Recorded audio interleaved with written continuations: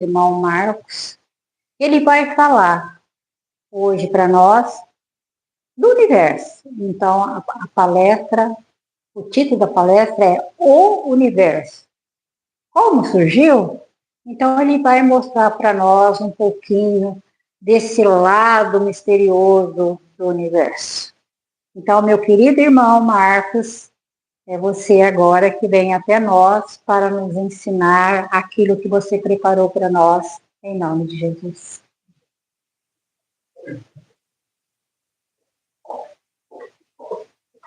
Seja bem-vindo, amor. Pelas palavras.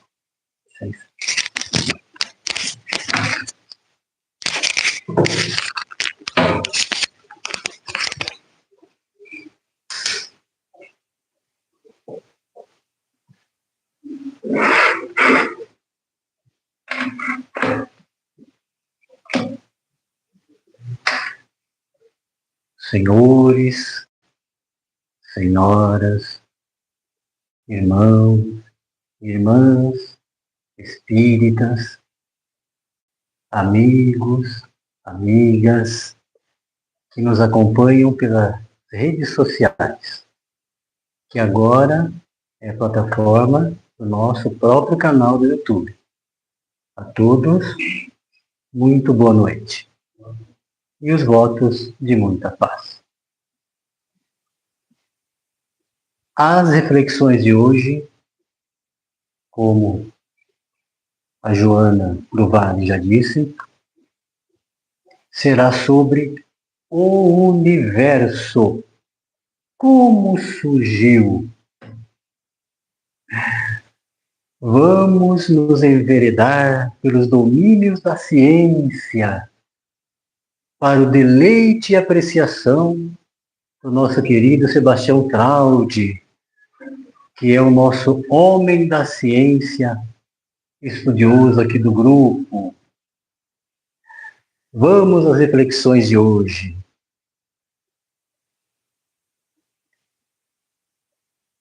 O Evangelho de Mateus, novamente de Mateus, por coincidência, no capítulo 5, versículo 18, capítulo 5, versículo 18, Joana, do Evangelho de Mateus. Em verdade vos digo, até que o céu e a terra passem, nem um jota ou um tio jamais passará da lei, sem que tudo seja cumprido. Que Jesus nos trouxe de conhecimento com essas palavras. Que tudo que está na lei se cumprirá totalmente. Não ficará fora nem um jota, nem um tio. Mas de qual lei se refere Jesus? As Escrituras, as leis que estão declaradas nas Escrituras. A essa lei se refere Jesus. E a doutrina espírita abraçou essa causa como um dos seus princípios. Jamais na doutrina espírita vai haver um princípio, ou uma norma, ou um entendimento que contraria as leis das Escrituras. Porque as palavras de Jesus é que todas as palavras que estão nas Escrituras, uma a uma, se cumprirão. Nada ficando fora. Então, por esta razão e por essas palavras que nos deixou Jesus, vamos tomar como referência, desde o início, o livro da Gênesis mosaica de Moisés, que é o nosso primeiro livro do texto bíblico. No capítulo 1, versículo 1, do livro da Gênese de Moisés, está escrito: no princípio, em que Deus criou os céus e a terra, era sem forma e vazia. Havia trevas sobre as águas profundas, e o Espírito de Deus movia-se sobre a face das águas. São as letras exatas que estão escritas no capítulo 1, versículo 1 do livro da Gênesis. Essa é a tradução que nós temos nas nossas escrituras em latim e em português. Mas no texto original em hebraico, não é isso que está escrito. E os ensinamentos de Jesus, suas palavras de que tudo que está nas Escrituras, na lei, se cumprirá, não ficando de fora nem jota e nem tio, ele referia-se ao texto original que estava e que está escrito em hebraico. Sob essa referência foram as palavras de Jesus. Lá, no texto original em hebraico, curiosamente, Deus está escrito no plural, não no singular. Mas espere um pouquinho, Marcos. Espere um pouquinho, Marcos. Mas não existe um Deus só? Uma das missões do povo hebreu não era também trazer o monoteísmo ao mundo? Sim. Então, por que no texto original em hebraico Deus está no plural? Por quê? Vamos entender.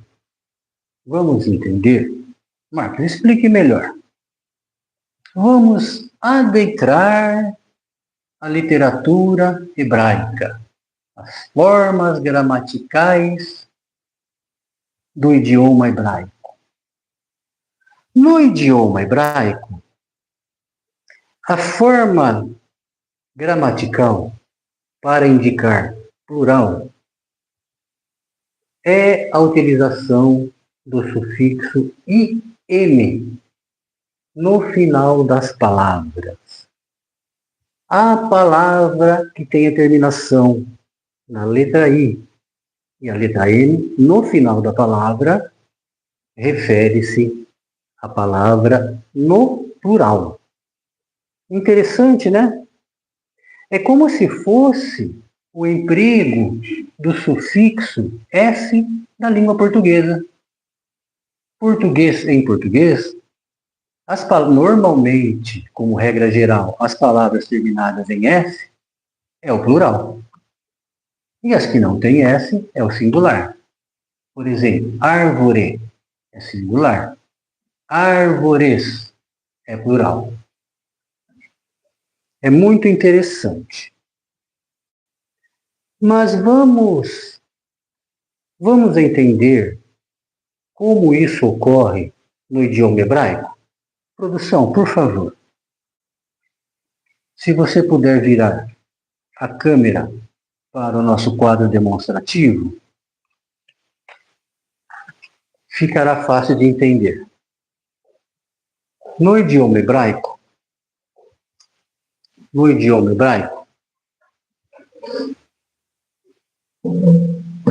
o uso do sufixo -im significa que a palavra está no plural.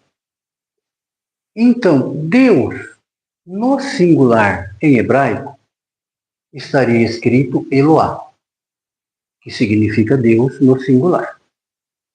Deuses no plural, no idioma hebraico, está escrito Elohim, significa deuses no plural, em razão da aplicação do sufixo -im. Assim também outras palavras no idioma hebraico são da mesma forma. Por exemplo, professor em hebraico, morê. Professores no idioma hebraico, morim. Está vendo o uso do sufixo ele aqui? Aluno no idioma hebraico, talmid. Alunos no idioma hebraico, talmidim. Olha que uso do sufixo iene de novo. Então, essa é a regra gramatical do idioma hebraico.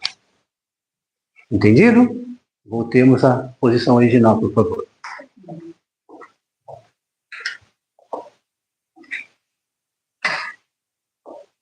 E surgiu essa questão quando os próprios sábios hebreus estudaram o texto original de Moisés, onde Deus está escrito no plural. Portanto, está escrito deuses. E sabe o que eles falaram? Sabe o que os sábios hebraicos falaram? É de se admirar. Eles disseram assim: isto é um plural majestático. Inventaram uma coisa que nunca ninguém tinha ouvido falar antes. Disseram assim: o emprego dessa palavra naquele texto original do capítulo 1, versículo 1 do livro da Gênesis, deuses está no plural porque tem uma conotação de majestade. Inventaram essa fórmula gramatical que nunca existiu antes. É um plural majestático, significando que Deus tem prestígio e grandeza, dizendo também que não sugere a existência da multiplicidade de deuses. Somente neste caso é que fugiria a regra gramatical do idioma hebraico. Isso parece muito estranho para se aceitar passivamente, não é? Até para nós, que não somos versados em hebraico, notamos que não tem fundamento nenhum essa interpretação. Vamos procurar um exemplo de qualquer livro do mundo, escrito em qualquer idioma que seja, que apresente essa divergência de concordância gramatical, que eles chamaram de plural majestático. Por exemplo, se eu disser reis da Inglaterra, referindo-se a Charles II, olha o erro gramatical gritante. Se eu disser o príncipes da Inglaterra, não está escancarado o erro gramatical de concordância? Isso nunca foi visto antes, mas os sábios hebreus criaram isso para justificar essa colocação do texto original hebraico. Como Jesus disse que enquanto não se cumprir o tio e o J que está na lei, os céus e a terra não passarão. Vamos então, em respeito a essa fala de Jesus e ao princípio que a doutrina espírita abraçou, nos referir novamente ao livro da Gênesis de Moisés. Vamos dessa vez nos deslocar ao capítulo 2, versículo 7 do livro da Gênesis de Moisés. Lá está relatado a formação do homem a partir da argila, a partir da terra molhada. Argila em hebraico, Adamá, significa barro, argila, terra vermelha. E por sua vez, Adão, em hebraico, significa o homem formado da terra. Produção, por favor, novamente, queira direcionar a câmera para o nosso quadro demonstrativo, onde foi disposto essa interpretação. Argila, no idioma hebraico, Adamá. Homem formado da terra, Adão. Daí surgiu a figura mitológica de Adão, o homem formado da terra. Por favor, voltando novamente à posição original.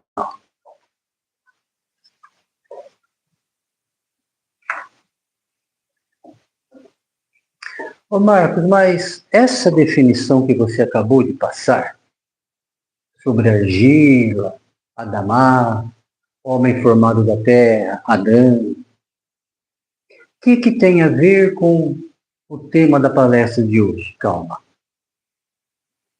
Nós vamos chegar ao momento em que isso vai se encaixar e vai ser esclarecido perfeitamente, porque estamos estudando o livro da Gênesis. Novamente, nos referindo ao livro da Gênesis, no capítulo 1 do livro da Gênesis, versículo 26, fala da criação do homem. Que aconteceu, segundo o texto bíblico, no sexto dia. No sexto dia da criação, Deus criou o homem, né, Júlio? E assim está escrito: façamos os seres humanos à nossa imagem, conforme nossa semelhança. Isso está escrito no capítulo 1, versículo 26 do livro da Gênesis. Espere. Façamos os seres humanos à nossa imagem e semelhança. Mas Deus estava conversando com alguém. Façamos. Eu e você? Eu faço? Nós façamos. Tinha mais alguém ali? Não se diga que o verbo façamos também seja um plural majestático. Aí já é demais. Se referindo à majestade de Deus, é muito estranho, mas é compreensível. Mas aqui nada tem a ver com plural majestático. Vamos recorrer à literatura hebraica para entender o porquê dessa colocação no versículo 26, capítulo 1 da Gênesis. O que diz a literatura hebraica, Sebastião? Para sabermos o que eles dizem sobre esse versículo, nós vamos ficar chocados ao sabermos. Eles dizem: quando Deus criou o homem, ele tinha um conselho de anjos trabalhando com ele. Deus tinha um conselho de anjos trabalhando com ele. É de ficar chocado. Essa explicação bizarra. Alguém já ouviu falar isso? Sempre que se aprofunda no entendimento dessa parte da Gênesis que trata da criação, qualquer pesquisa que se faça, aparece essa explicação. Isso está na tradição do povo hebreu. Um conselho de anjos que Deus teria consultado. Mas o Espiritismo fala diferente. Este não é o entendimento da doutrina espírita. Vamos agora nos aprofundar pelas veredas da ciência, tanto do ponto de vista material, como do ponto de vista espiritual, que estão entrelaçados na doutrina espírita. A doutrina espírita é formada pelo tripé, que é qual? Qual mesmo? Ciência, filosofia e religião. Muito bem. Perguntei porque eu sabia que você sabia.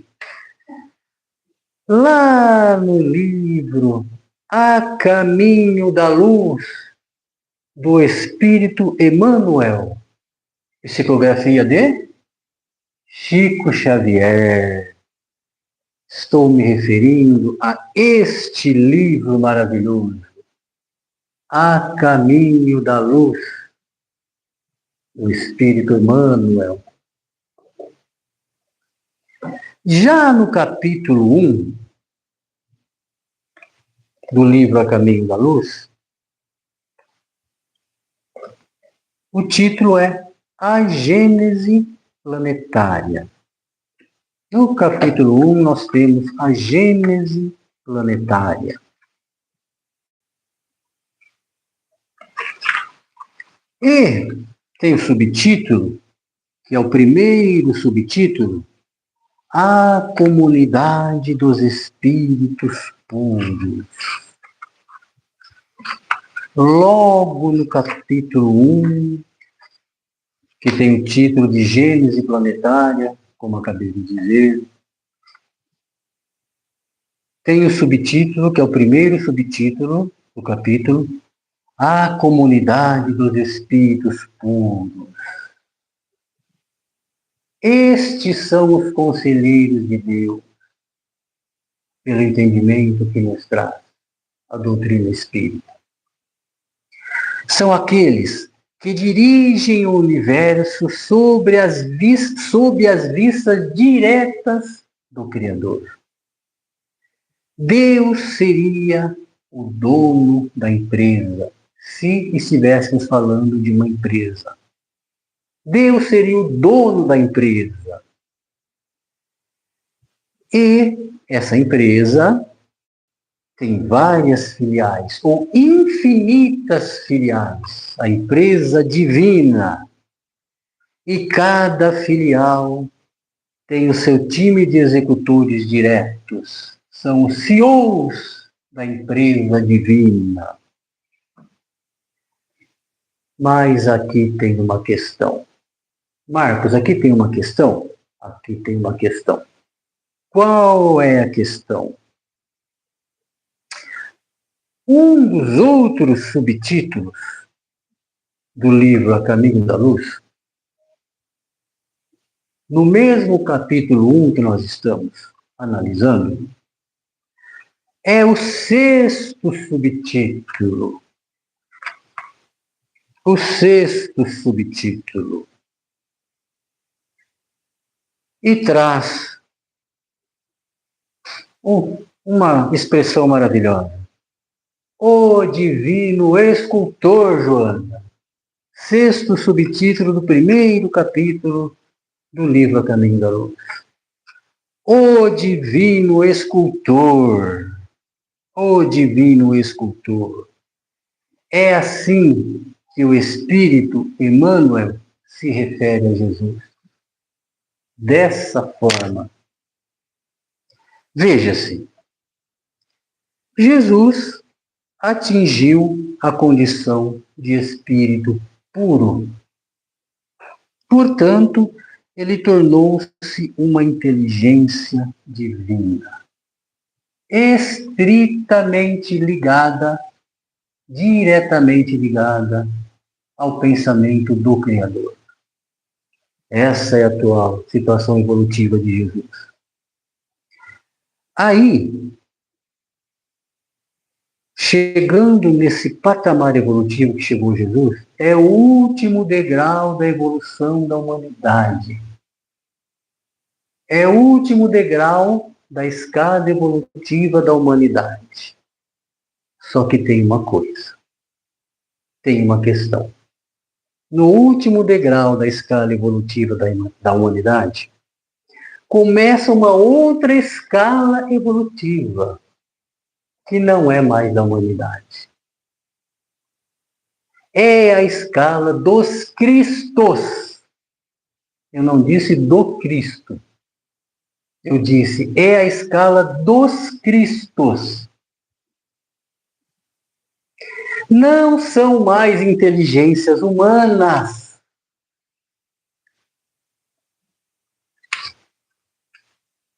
Nesse patamar da evolução. As diferenças mentais e genéticas, segundo a literatura espírita, superam a casa dos 50% em relação à constituição da humanidade mais evoluída. 50%. As diferenças genéticas. Isso nos leva a um raciocínio. É bom raciocinar, né? Começar a pensar por conta própria, muito bom raciocinar. Se assim é, nós temos uma outra questão dentro dessa questão. Só para aprofundar um pouquinho mais e começar a entender tudo do surgimento do universo. Qual é essa questão dentro da outra questão? Daqui a alguns bilhões de anos, eu disse bilhões de anos, nós seremos como que um chimpanzé diante de Jesus. Como hoje é um chimpanzé diante do ser humano, daqui a bilhões de anos, atingiremos a condição de ser um chimpanzé diante de Jesus. Claro que comparativamente. Falta muito para nós chegarmos lá. A diferença é muito grande. Mas Emmanuel chama Jesus de divino escultor. Estava muito inspirado o Espírito Emmanuel nesse momento, né? O divino escultor. O que é um escultor? O que é um escultor? O que é um escultor? O escultor, ele pega uma matéria-prima, um bloco de pedra, um pedaço de madeira, e começa a talhar. Até que aquele bloco assuma a forma artística que o escultor deseja. Este é o trabalho do escultor. E Jesus é o divino escultor. Saberemos por quê daqui a pouco. Vamos fazer suspense para ficar interessante. Não perca o próximo capítulo, que é hoje mesmo, dessa palestra. Bom, lembramos que nós estamos abraçando também o princípio da doutrina espírita, que respeita, em primeiro plano, a fala de Jesus, dizendo que os céus e a terra não passarão, enquanto o último J e o último tio da lei não se cumprir. Essa é a nossa proposta, como é a proposta da doutrina espírita. Então, com o pensamento voltado desta forma, vamos nos referir novamente ao livro da Gênesis. Não esquecendo que o livro da Gênesis é o primeiro livro do texto bíblico, né, João? Né, Sebastião? Sim. O primeiro livro do Velho Testamento, ou se o Severino Celestino aqui estivesse, ele diria assim, não é o melhor termo você usar Velho Testamento, use primeira revelação. Ele faz questão de se referir ao Velho Testamento como primeira revelação. A segunda revelação, segundo Severino Celestino, só abrindo um parênteses aqui no nosso diálogo, Jesus. A terceira revelação, a doutrina espírita. Se Severino Celestino estivesse aqui, diria, não diga Velho Testamento, diga primeira revelação, para ficar bem claro aquilo que Jesus propôs. Perfeito. Severino Celestino, quando você me ouvir, estou dizendo primeira revelação. Em consonância com o que você disse. Ouvimos a palestra Severino Celestino, lá em Pirassununga, né? No irmão Gabriel. Maravilhosa, maravilhosa. Bom, então, voltando ao raciocínio que nós estávamos, o primeiro livro do texto bíblico, que é o livro da Gênesis, para não nos afastarmos das palavras de Jesus, que tudo terá que se cumprir, no primeiro capítulo, no versículo 1, o verbo que Moisés usou para a criação de Elohim é, na nossa tradução, o verbo usado por Moisés, lá no capítulo 1, versículo 1, o verbo usado por Moisés está criou. Deus criou o homem e todas as coisas, e criou a terra, e criou as águas, criou. Mas o verbo hebraico, mais uma vez, não é criou. No texto hebraico original, é formou. E todo o pensamento de Jesus, repetindo-se, foi estabelecido em cima do texto original hebraico. Não está dito no hebraico original, nas escrituras originais, criou. Está escrito, formou. Agora, produção, por favor, novamente no quadro demonstrativo. Essa palestra tem produção, para deixar bem claro. Produção. No texto hebraico original está escrito a palavra bará, que traduzido para o português é formar algo do nada. Bará, formar algo do nada. Assim está no texto em hebraico, texto original. Voltamos para a produção original, por favor.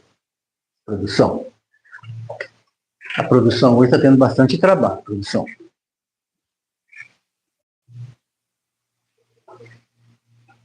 Então, lá no capítulo 1, versículo 1 da Gênesis, está escrito: quando os Elohims, que traduzindo-se para o português, deuses, quando os Elohims deram forma aos céus e à terra. Aqui, neste ponto,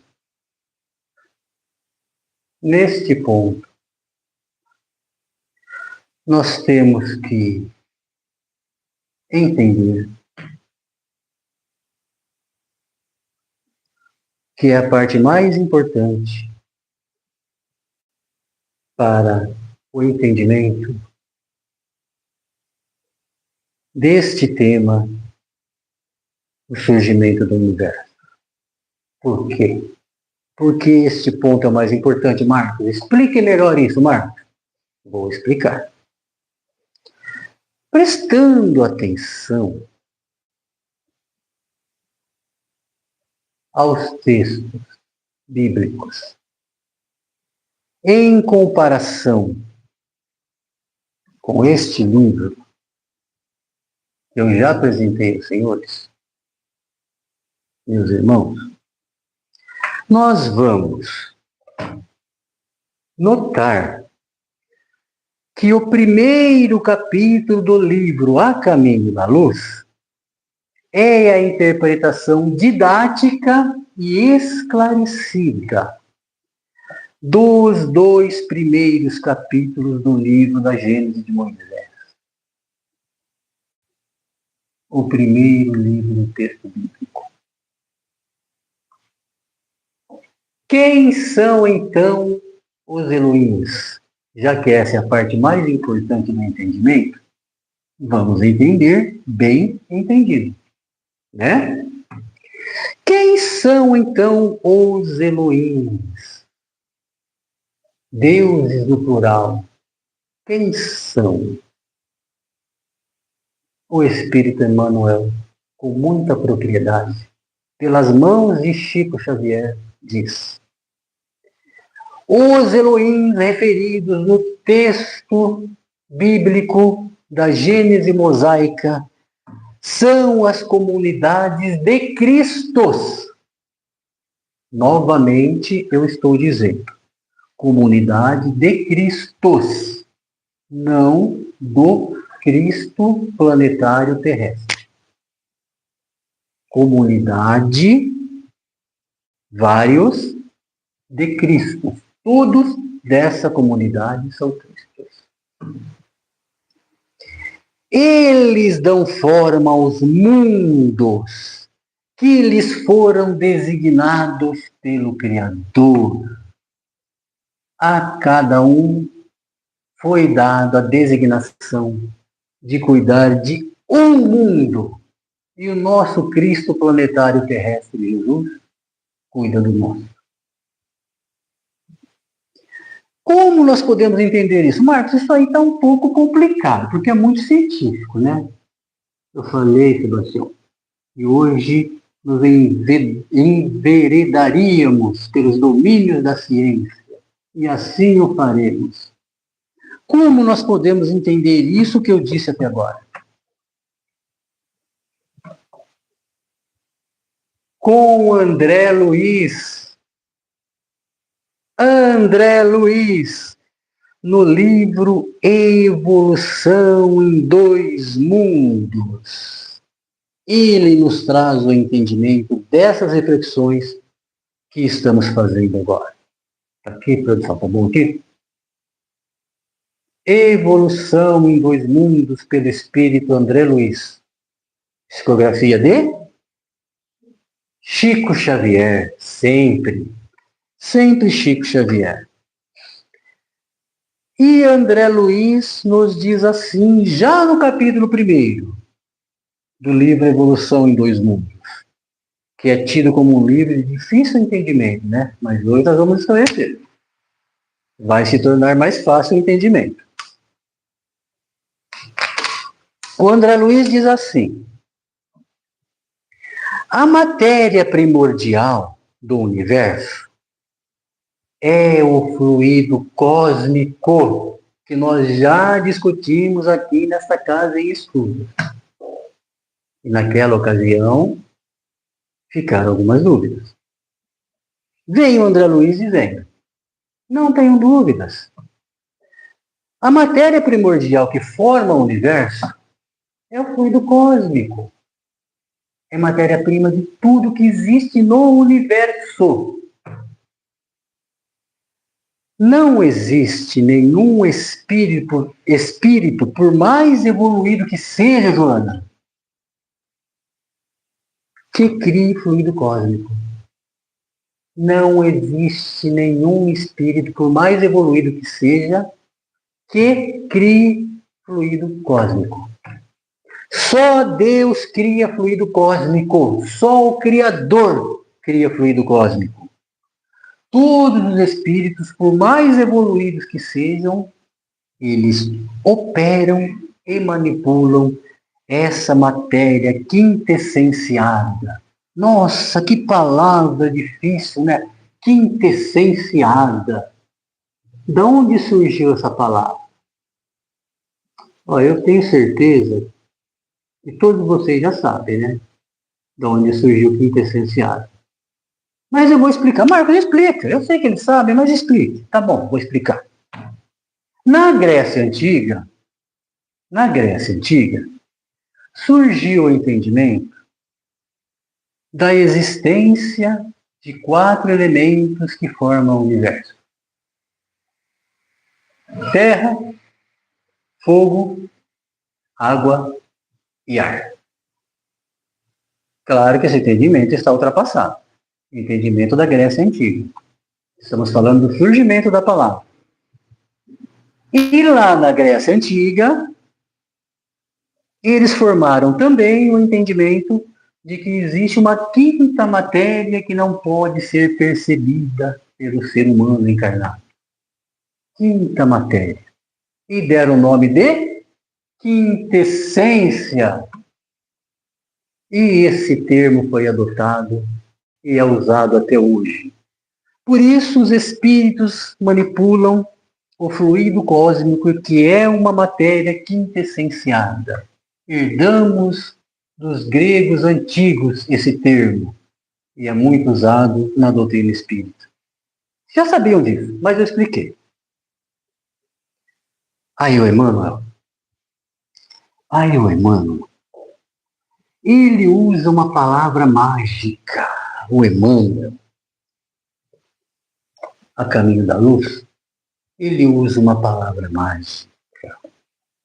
Esculpiu.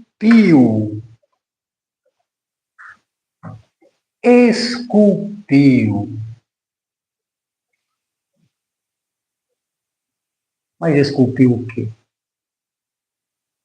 Se é divino escultor, estamos falando de Jesus. Emmanuel se refere a Jesus como divino escultor. O que Jesus ou os Cristos esculpiram? Esculpiram mundos, esculpiram galáxias, esculpiram constelações, os divinos escultores. E o André Luiz, ele vem complementar o raciocínio do Espírito Emmanuel, o Espírito André Luiz, relatando sobre inteligências divinas intimamente agregadas ao Criador e que com ele mantém uma comunhão indescritível. Ou seja, as nossas palavras que conhecemos hoje não são capazes de descrever a comunhão que esses espíritos divinos escultores têm diretamente com o Criador.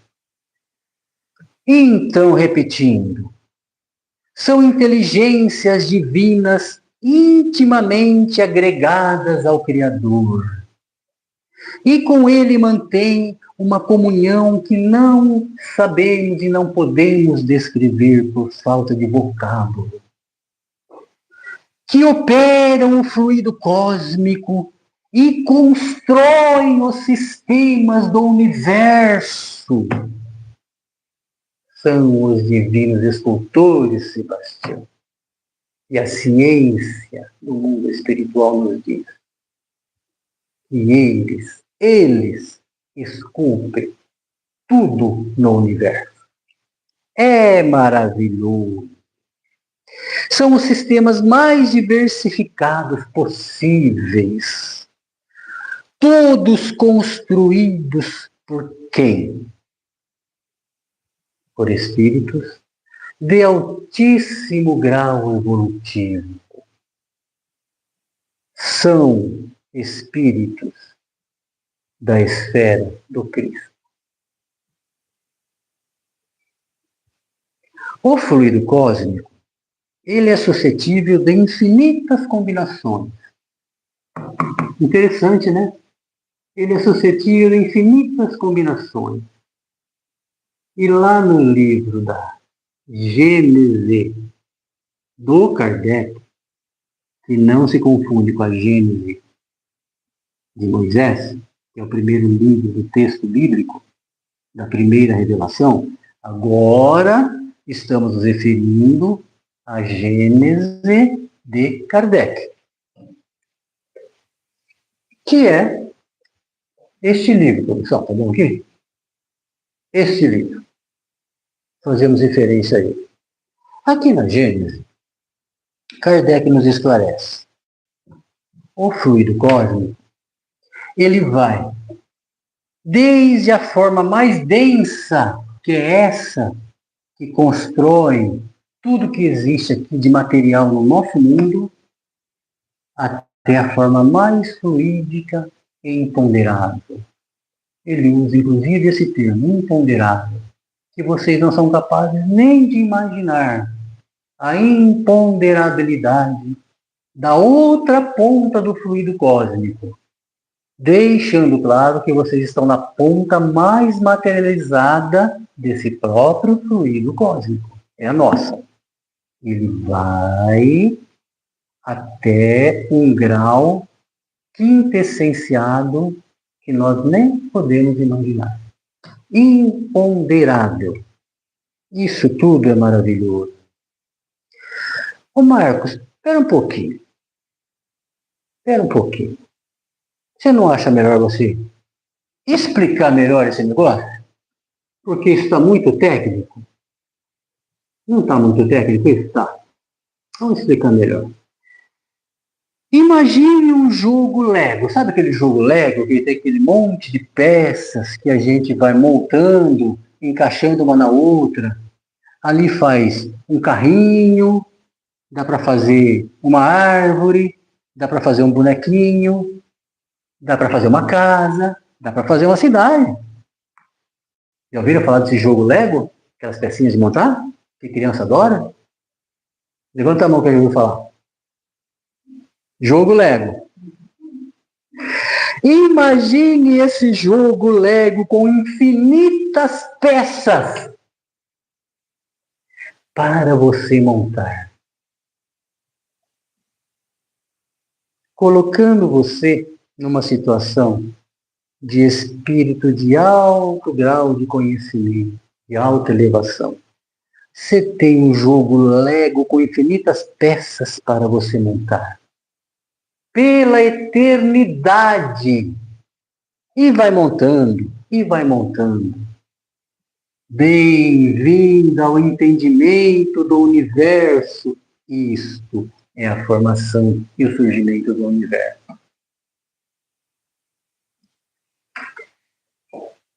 Bom, o Divino Escultor. Palavra mágica de Emmanuel.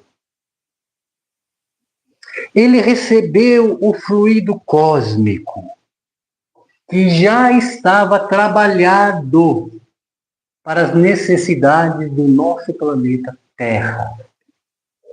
Então, o Divino Escultor, que é Jesus, recebeu das mãos do Criador essas peças de Lego, que é o fluido cósmico, que já estava trabalhado para as necessidades do planeta Terra. Nossa, ele recebeu tudo nas mãos. É só esculpir. Mas pensa que é fácil? Estamos falando de Jesus. O Cristo recebe e ele esculpiu a forma do planeta Terra. Ele talhou o planeta com as mãos? Foi com as mãos? Não. Foi com a mente, com o pensamento evoluído e superior do governador e escultor divino do planeta, Jesus.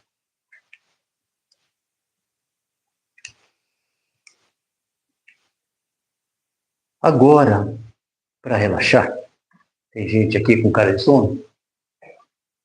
Nossa, nós estamos adiantados uma hora, né? Eu ia até contar uma história de Chico Xavier, mas pelo adiantado da hora, eu não vou contar a historinha do Chico Xavier hoje. Não vou contar a historinha do Chico Xavier hoje. Vai ficar para a próxima. Tá. E para encerrar, então, para que tudo faça sentido, esse mergulho, essa inserção nos domínios da ciência que o Sebastião tem certeza está adorando, está adorando. Vamos nos referir novamente ao livro A Caminho da Luz do Espírito Emmanuel, para encerrar. Sei que vocês gostariam que eu continuasse expondo, que contasse a história do Chico Xavier, eu sei que vocês adorariam, mas fica para a próxima. Vamos lá no livro Caminho da Luz, bem no comecinho, na introdução. Olha aqui. Pega o livro A Caminho da Luz do Espírito Emmanuel e vamos aqui na introdução. Aqui na introdução do livro. Direto no 8º parágrafo, para não perder tempo.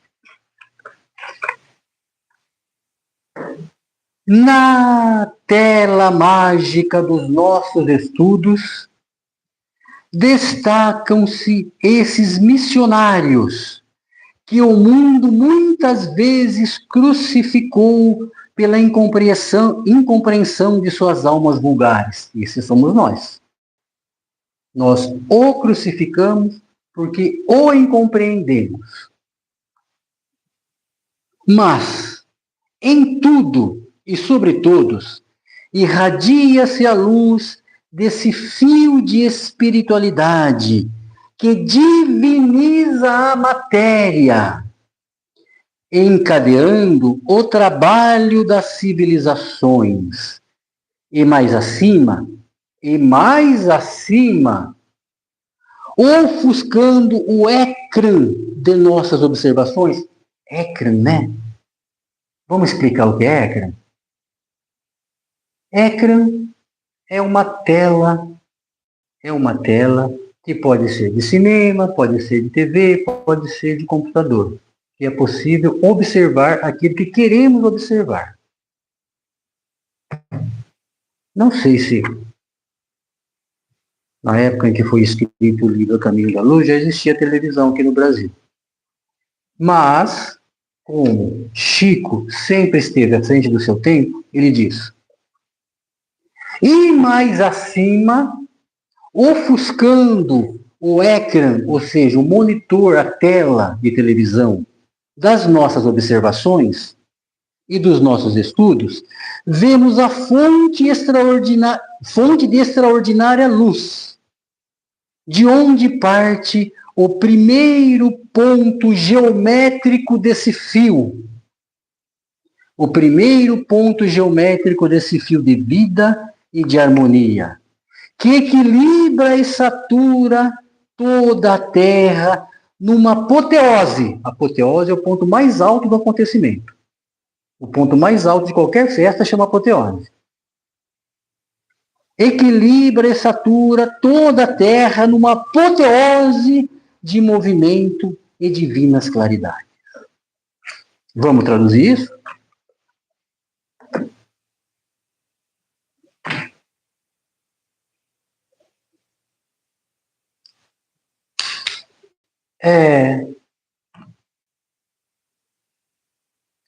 Lá, no ponto mais alto que se possa imaginar, existe o fio que vem direto do Criador. Vem o fio direto do Criador. De onde parte tudo que existe no universo. Essa é a formação do fluido cósmico. Este fio, segundo as palavras do Espírito Emmanuel, pelas mãos de Chico Xavier, este fio que vem do ponto mais alto que se possa imaginar, é o fluido cósmico que sai das mãos de Deus.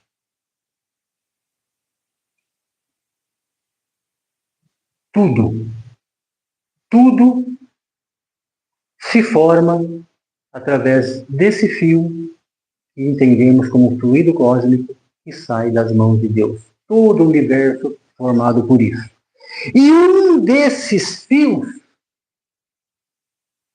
tem vários, um desses fios é o fio que sustenta a Terra. Um desses fios, infinitos, é o fio que sustenta a Terra. E passa por uma mente superior. De quem?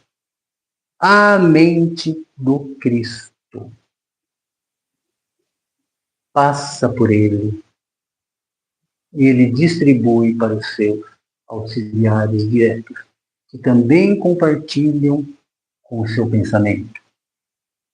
E, por sua vez, o Cristo compartilha diretamente com o pensamento do Criador. Aí, Emmanuel vai dizer assim, para encerrar.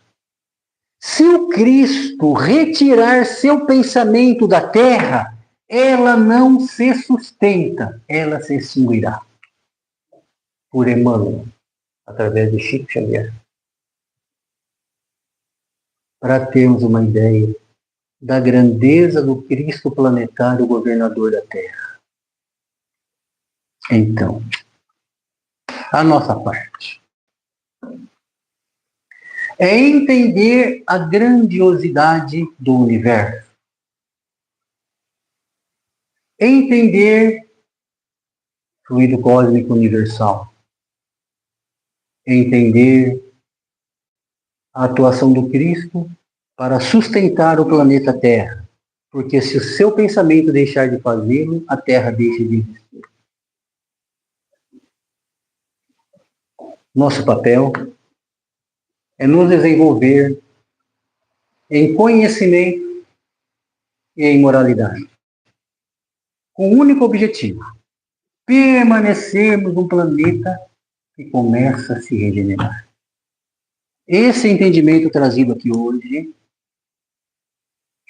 é para vocês um apelo, para que vocês comecem a pensar na formação do universo, como se formou, o papel de Deus, a magnitude de Deus, e deixe aquelas ideias medievais de que Deus é um senhor barbudo, sentado numa cadeira, esperando a gente cometer algum erro para nos castigar. Isto não cabe mais num planeta regenerado.